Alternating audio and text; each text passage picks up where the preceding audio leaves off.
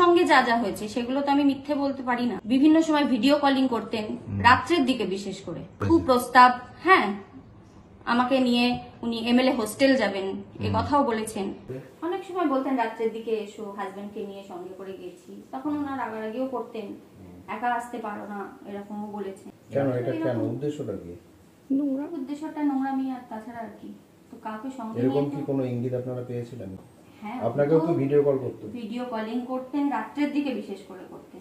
খিচাপাটির প্রয়োজন হলে তখন হয়তো গেছি, বা পৌরসভা থেকে অনেক সময়, আমার বাড়ির কাছেই তো ওনার বাড়ি, আমার বাড়ি 30 নম্বর ওয়ার্ড আর ওনার বাড়ি প্রিয়নগর, কাছাকাছি বলে পৌরসভা থেকে কোনো সময় কোনো চিঠি যদি আমার হাতে দিত যেটা দিয়ে দিতে হবে, সেটা দিয়ে পৌঁছে দিয়ে আসতাম। এমনি ডাকতো না আপনাদের যে আয়? হ্যাঁ, অনেক সময় বলতেন রাত্রের দিকে এসো, হাজবেন্ডকে নিয়ে সঙ্গে করে গেছি, তখন ওনার রাগারাগিও করতেন, একা আসতে পারো না এরকমও বলেছেন।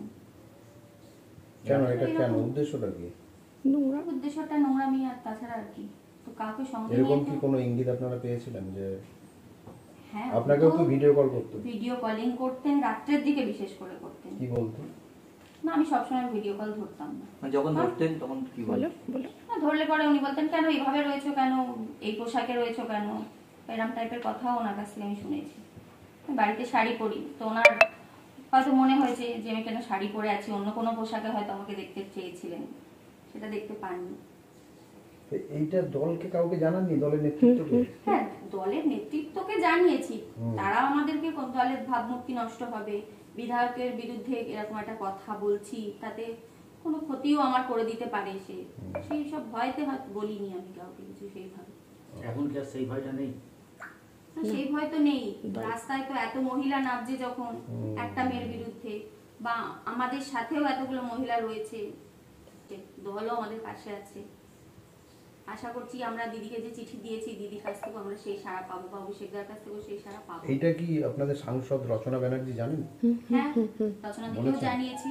কি বলছেন? উনিও বলেছেন যে এরকম বিভিন্ন রকম কথা আমার কাছেও আসছে, চুচুড়া থেকে সারাদিনে অনেক ফোন আসে আমার কাছে, মহিলা ঘটিত ব্যাপার নিয়ে অনেক কথা আমি কানে আসছে আমার।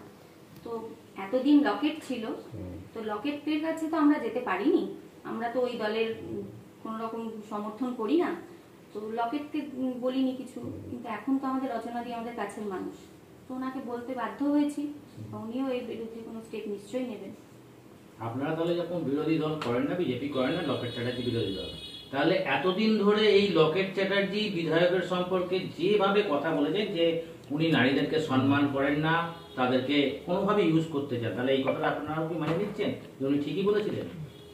নারীদের সম্মান করেন না, এটা তো আমাদের সাথে যা হয়েছে সেটা নিয়ে তো বলছি, কিন্তু আমি দলের বাইরে গিয়ে কোনো রকম কথা বলতে চাই না। আমি তৃণমূল করি, তৃণমূলের হয়েই বলবো, কিন্তু বিধায়কের যে কাজগুলো নোংরামিগুলো আমি সেগুলো বলবো।